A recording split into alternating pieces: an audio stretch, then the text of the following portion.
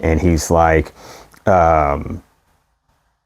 explaining that I'm like refusing to do that. And so she's mad because now she's already driven over there and is not going to get paid.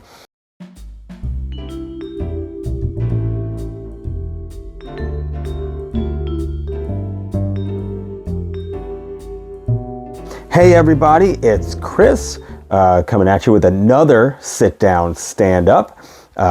Make sure to like and comment and subscribe and all that stuff as we get into it. Now, a couple of weeks ago on the podcast, I got told that it's weird that I haven't seen a movie in theaters since Spider-Man No Way Home. Completely happened by accident, by the way. The last two movies that I saw in theaters were Spider-Man No Way Home, and then before that, a couple weeks before that, was Ghostbusters Afterlife.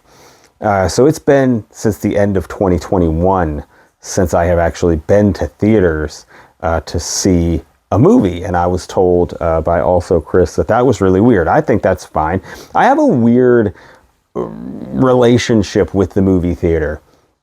When I was a kid, going to the movies was like the greatest thing ever. And one of my earliest memories from when I was like old enough to go to the movies by myself without having to have my parents go with me was 1995's Mortal Kombat. And that will get mixed reactions from everybody, I'm sure. Hopefully good, because the 1995 Mortal Kombat is freaking awesome. But I remember my friend at the time, his name was Terry. I will not give his last name so that nobody yells at him. But we wanted to go see Mortal Kombat, because I remember when Mortal Kombat came out, it was like such a game changer.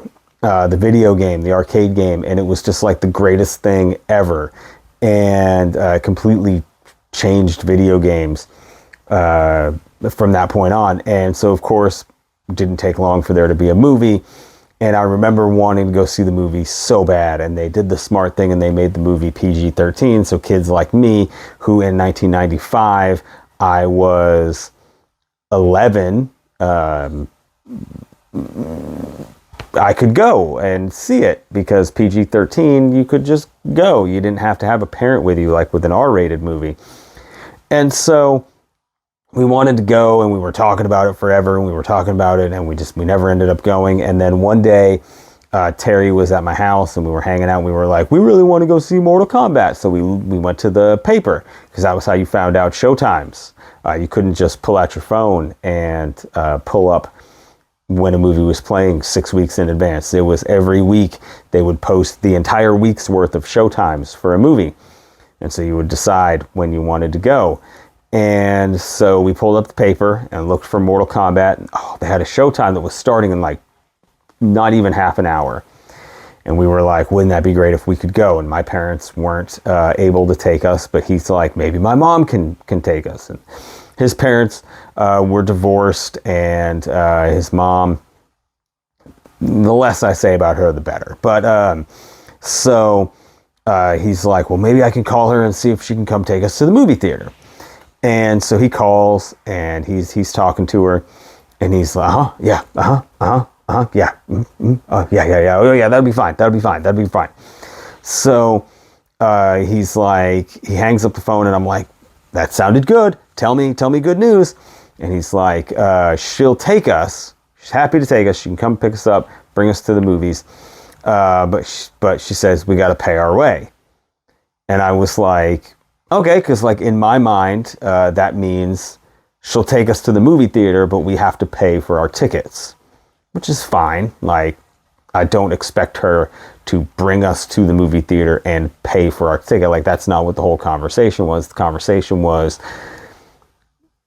can you take us to the movie theater?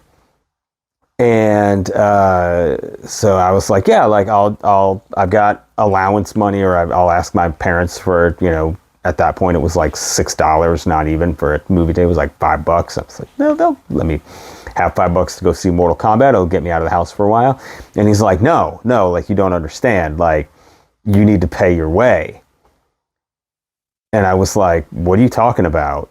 Like, what does that mean if it doesn't mean that you have to buy your ticket? And he's like, no, like you have to pay her to take us. And I was like, what? Like, your mom is telling you that you need to pay her to take you somewhere. I was like, she's not a taxi. Like, she's your mom.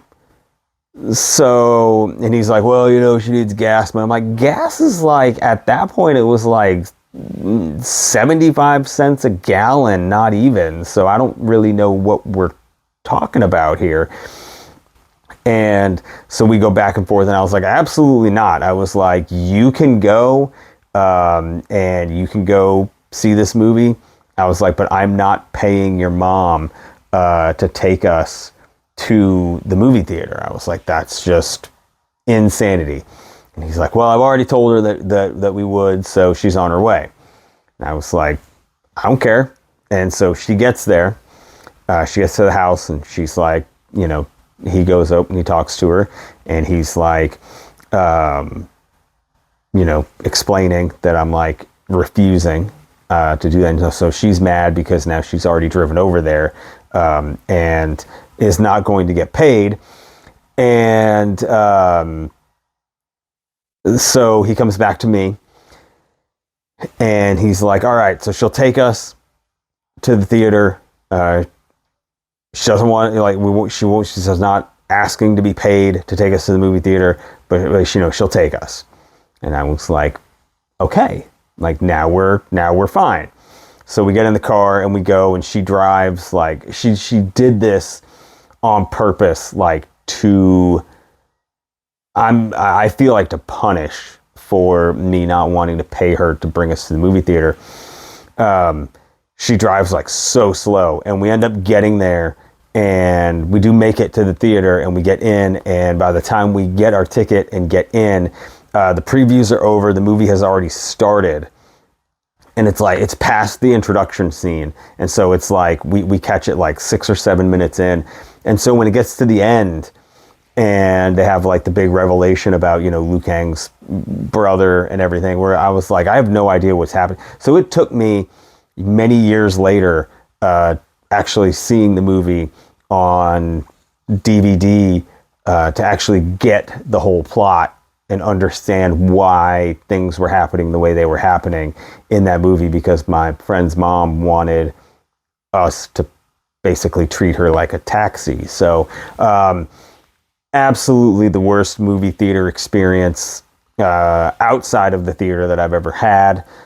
Plenty of awful in theater experiences with people like talking, using phones. I remember seeing the first Deadpool in theaters, and turning around and seeing a guy just with his phone out, just taping the whole thing. So I got to see in a theater where there was a pirated copy of Deadpool being made, which was interesting. So yeah, my history of the theater is very sordid at best. And so here in another few weeks, I will be going back to the theater to go see Ghostbusters Frozen Empire. And now the theater for me is kind of a, it's kind of like a special treat. Like, there are certain movies that I'm like, I have to see that in theaters, because it'll make it special. But for the most part, just a regular movie, especially with streaming the way it is, how quickly it is, don't need to go see it in theaters as much in theaters. So the theater has become, it went from a special thing to like a common thing that I would watch a lot of movies in theaters. Now it's back to being a special thing. So kids, if you learn anything from this, learn that time is nothing but a flat circle. And so with that, I am Chris. This has been another installment of Sit Down, Stand Up. Keep checking back every Friday, where we'll have new stories to tell, familiar and new faces. And of course, we have Bonafide or Bogus, and your wrestling memes, and plenty of fun stuff, new stuff coming. So be sure to subscribe. And until next time, I don't know why I said and until next time. So until next time, awkwardly closing this out, I am Chris. This has been Sit Down, Stand Up.